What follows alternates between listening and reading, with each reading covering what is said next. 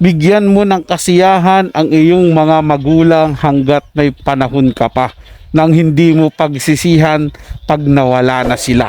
Muli po, ako ang inyong lingkod, Tagapanood TV. Isang mapayapa at mabiyayang araw po sa ating lahat.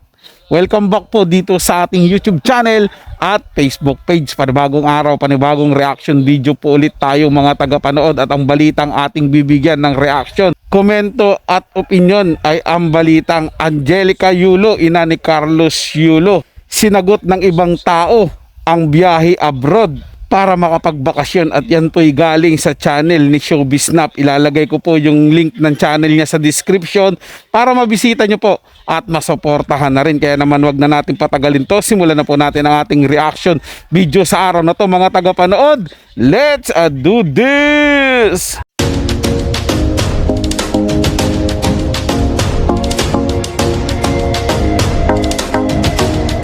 Marami nga ngayon ang nagsasabi na kahit papano daw hindi man naibigay nitong si Carlos Yulo ang maganda o ang pamamasyal para sa kanyang mga magulang, ay may ibang tao naman ang gumawa nito.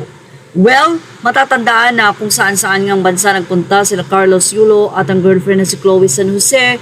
Nagpunta sila sa bansang Korea, nagpunta sila sa bansang Paris, sa bansang Japan, at marami na silang napupuntahan na kung saan ay hindi nga naibibigay ngayon ni Carlos Yulo sa kanyang mga magulang. Ayon nga kay OG Diaz, nising ko o wala man lang bang pagtulong na ibinibigay. Nagpasalamat si Mami Angge sa nag-sponsor sa kanya sa pagpunta nito sa Singapore. Bye SG, see you Manila in a bit. Thank you to the kind-hearted woman who sponsored our stay in one of our luxurious hotel in SG for 1 week with matching pocket money. Thank you so much. God bless you more. She doesn't want to mention her name. Thank you also to my eldest daughter, my travel buddy and food buddy for sponsoring my airfare ticket. Love you always. Malaki ang napanalunan, especially the incentives na ibinigay kay Carlos Yulo sa pagkapanalo nito ng 2 gold na medalya sa nasabi nga pong Olympics. Pero maraming mga netizen ang nalulungkot dahil mismong ibang mga tao pa ang nagbigay ng pamamasyal o maayos, magandang buhay kahit papano ay ma-experience ng mga magulang ni Carlos Yulo ang mga ganitong bagay at hindi sa kanya. Kahit papano naman ay may part din naman daw si Carlos dito dahil marami ang nakikisimpatya sa nangyari. Pero mas maganda nga daw talaga kung kahit papano ay maipasyal ni Carlos Yulo ang kanyang mga magulang, dahil kamakailan lamang nagpunta sa Japan ang kanyang ama, hindi kasama si Mrs. Angelica Yulo dahil ito ay team building ng kanilang office. Habang ang ina naman ay nagpunta rin ng SG na hindi rin kasama ang kanyang ama dahil ito naman ay sponsored at hindi naman po pwedeng ama niya ay umalis ng trabaho for 1 week. Nagkatrabaho pa rin ang ama ni Carlos Yulo sa kabila nga ng ganitong sitwasyon na ang kanilang anak ay may malaking kahit papano ay pera.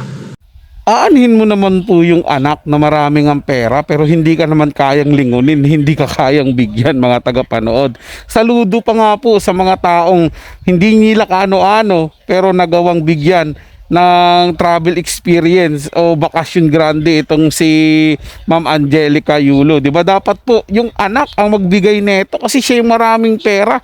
Siya po yung nakatanggap ng maraming bonus sa pagkapanalo niya ng gold medal nung nakaraang Olympics. Pero hindi nga po ginawa. Move on na tayo doon mga tagapanood. Pero tama din naman po yung sinabi dahil din kay Carlos Yulo kaya nabigyan po si Ma'am Angelica ng gantong biyahe kasi marami ang nakasimpatya. Yun nga lang mga tagapanood, nakisimpatya po talaga ang mga tao kasi masakit nga po yun eh. Biruin mo yung anak mo pagbibintangan ka ng magnanakaw at sinungaling.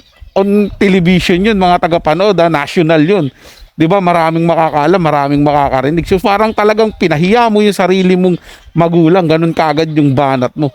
Hindi po ba? Kaya talagang maraming makikisimpatya at talagang matagal-tagal pa po huhupa yung ganyang usapan mga tagapanood. Hindi man dahil binabatikos pa rin si Carlos Yulo, kundi ipinapakita na o pinamumukha na kay Carlos Yulo na kahit wala ka, eto na ngayon yung magulang mo. Maraming tao ang nagmamahal, maraming tao ang magbibigay. Nang hindi mo kayang gagawin ng ibang tao. Ang hindi mo kayang ibibigay ng ibang tao. Napakalaking sampal po yan kay Carlos Yulo.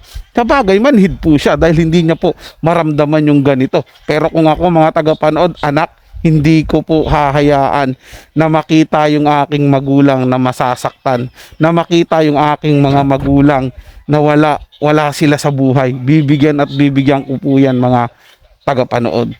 So yun lang po mga tagapanood, na may nagustuhan nyo po yung ating talakayan sa araw na to, at kung kayo bago lang po na napadaan dito sa ating channel, huwag nyo po sanang kalimutan na mag-subscribe. Hit nyo na rin po notification bell para lagi po tayong updated sa mga bago pang video na ating ilalabas. Share, like, and comment din po kayo mga tagapanood, atin yung babasahin at pupusuan. So hanggang sa muli po, ito yung Tagapanood TV. Komento at opinion lamang, wala pong personalan. Paalam po at mabuhay po kayong lahat.